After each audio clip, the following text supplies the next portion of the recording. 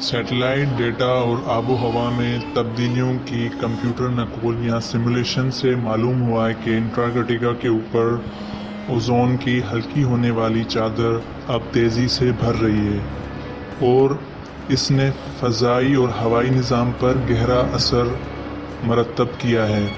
University of Colorado boulder کے ماہر انتارا بینرجی اور ان کے ساتھیوں نے ایک ماڈل تیار کیا ہے جو 1987 میں اوزون کے پرت کو متاثر کرنے والے کیمیکلز پر پابندی کے بعد کے مثبت اثرات کو ظاہر کر رہا ہے۔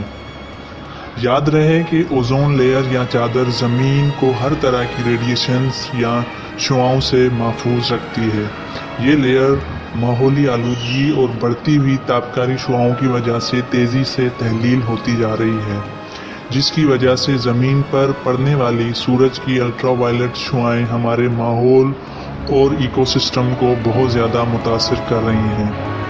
لیکن اب ان شعاؤں سے بچانے والی یہ تیزی سے ٹھیک ہو رہی ہیں۔ سن 2000 سے قبل وسط البلد یعنی کہ مڈ لیٹیٹیوڈ نامی ہوائی پٹی، جس کا مرکز قطب شمال کی طرف ہی تھا، جو اب آہستہ آہستہ کھسک کر قطب جنوبی تک جا پہنچا ہے۔ یہ نظام پوری دنیا میں ہواؤں کی سمت اور شدت کو کنٹرول کرتا ہے۔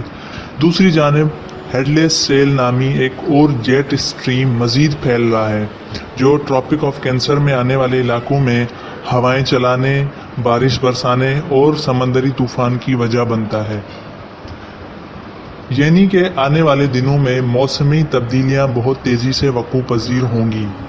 انتارا بینرجی نے بتایا کہ یہ دونوں عوامل سال 2000 کے بعد یکدم رک گئے تھے اور ان میں معمولی الٹاؤ شروع ہو گیا تھا۔